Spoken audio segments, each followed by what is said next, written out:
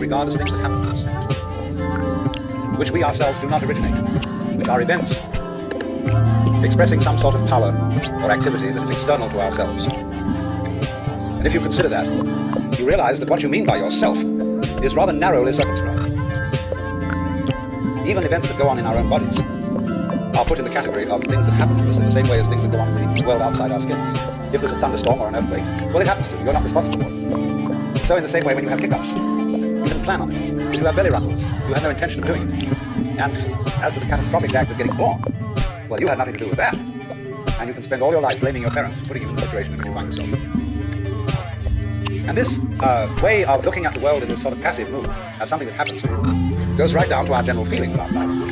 It goes down to the way in which, as Westerners, we have been accustomed to look at human existence as a precarious event in the cosmos that, on the whole, is depicted as being completely unsympathetic and alien to our existence. In other words, if you're reared with a 20th century, or shall we say an early 20th century common sense, which is based on the philosophy of science of the 19th century, with its rejection of Christianity and Judaism, you regard yourself as an accident, a biological accident, in a stupid universe, which is mechanical, but has no feelings, no finer feelings. A vast, pointless gyration of radioactive rocks and gas in which you happen to occur. Because if you don't have that point of view and you are more traditional, you look upon yourself as a child of God, and therefore under authority. In other words, there's a big boss under yours who allowed you, at his pleasure, today to have the disgusting effrontery to exist. And you better watch your P's and Q's, because that Almighty is looking after you, with the attitude of this is going to hurt me more than it's going to hurt you. And when you look at the world in that image, or in the other image that it's a stupid mechanism, either point of view you take, you don't really belong. You're not really part of all this. And I could use a stronger word than part, only we don't have it in English. We have to say something like connected with it, essential to it, or to put it in the strongest possible way. It is quite alien to Western thought to conceive that the external world, which is defined as something that happens to you, and your body itself is something that you got caught up with, it is quite alien to our thought to consider all that as you yourself. Because you see, we have such a myopic view of what oneself is. It's as if, in other words, we selected how much experience is really to be regarded as me. As if you focused your attention on certain restricted areas of the whole panorama of things that you experience, and say, I will take sides with that much. Now, we come here right at the start to an extremely important principle, which is the different points of view you get when you change your level of magnification. That is to say, you can look at something with a microscope and see it a certain way, you can look at it with the naked eye and see it a certain way, you can look at it with a telescope and you see it another way. Now, which level of magnification is the correct one? Well, obviously, they're all correct. They're just different points of view.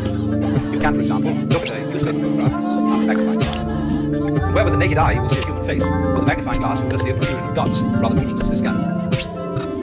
But as you stand away from that connection of dots, which all seem to be separate and apart from each other, they suddenly arrange themselves into a pattern.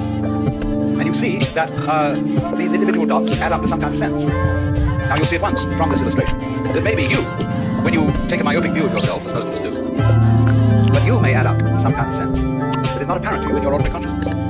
When we examine our bloodstreams under a microscope, we see there's one hell of a fight going on. All sorts of microorganisms are chewing each other up. And if we got overly fascinated with our view of our own bloodstreams under a microscope, we should start taking sides, which would be fatal, because the health of our organism depends on the continuance of this battle.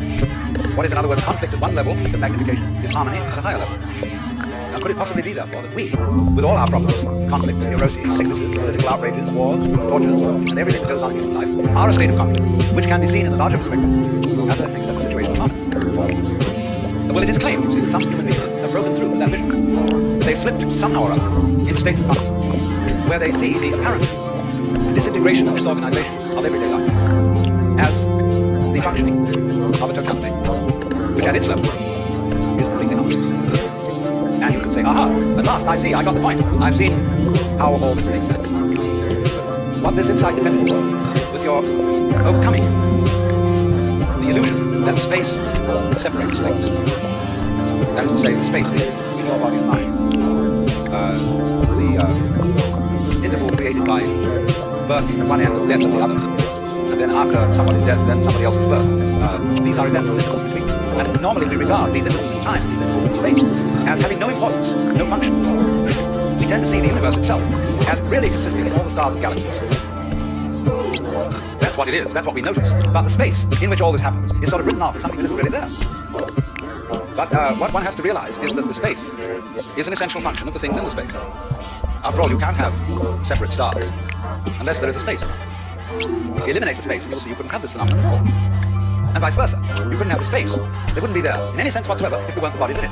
So the bodies in the space and the space are two aspects of a single continuum. They're related together in exactly the same way as a back and a front. And you just don't get one without the other. So the moment you see that intervals, that space is connective, you can understand at once how you are not just to be exclusively defined as a flash of consciousness that occurs between two eternal darknesses, which is the popular common sense view which Western man has of his own life.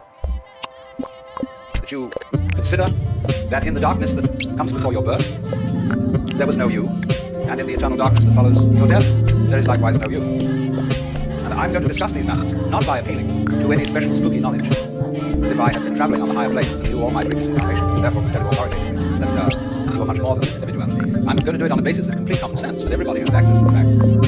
And that just what you have to realize is that life is a pattern of immense complexity. What you call yourself as a living organism, say, I am my whole body at the very least. Now what is that body? That body is recognizable. I recognize my friends and I meet them again, and you recognize me. Although the last time any of you saw me, I was absolutely something entirely different from what I am now. Just as the flame of a candle is never a constant. The flame of a candle is a stream of hot gas. Don't you say the flame of the candle as if it were a constant. Well, it is a recognizably constant pattern. The spear-shaped outline of the flame, its coloration, is a constant pattern. But in exactly the same way, we are all constant patterns. And that's all we are. The only thing constant about us all is the doing rather than the being. It's the way we behave. It's the way we dance. Only there's no we that dances. It's just the dancing. Just as the flame is the streaming of hot gas, just as a whirlpool in a river is a whirling of streaming water. There is no thing that whirlpools. There is the whirlpool. In the same way, each one of us is a very, very delightfully complex undulation of the energy of the whole universe. Only by our process of miseducation, we've been deprived of the knowledge of that fact. Not as if there was someone to blame for this, because it's always with our own passive consent. Because life is basically a game of hide and seek. Because life is pulsation. On and off. Here it is, and now it isn't. And by being this pulsation, we know it's there. See, you don't know what you mean by on unless you know what you mean by off. That's why when we want to awaken someone, we knock at the door. Not enough to slam the door once with this and make a big noise. But you keep up a pulsation, because that by its on and off is effect. All life, you see, is this flickering in and out. Only there are enormous rhythms. There are very fast flickering ins and outs, like the reaction of light upon our eyes, such that if I take a lighted cigarette in the dark and I spin it, you will see a sudden smile. Because the reflection of that cigarette tip on your retina lasts, it endures. Just in the same way as on a radar screen. An image stays a little while until it's revivified by another round. So in that way, you see, you notice continuity. And in the same way, then you notice the continuity of a light, because although, like say, with an arc lamp is actually a flickering light. That's why they don't allow arc lights to be used in any shop where there's a circular saw. Because sometimes the flickering speed of the arc light so synchronizes with the turning speed of the teeth on the blade that the teeth look as if they're not moving.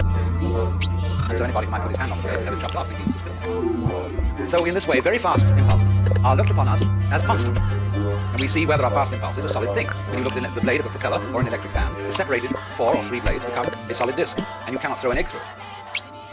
Well, so in exactly the same way, you can't put your finger through a rock, because the rock is moving too fast for your finger to go through. That's the meaning of the whole phenomenon of hardness. Hardness in nature is immense energy, but acting in a very concentrated space, restricted space, but going to beat hell. That's why you can't get through it. Now, from those very tiny fast rhythms, which give us the impression of continuity, there are also in this universe immensely slow rhythms.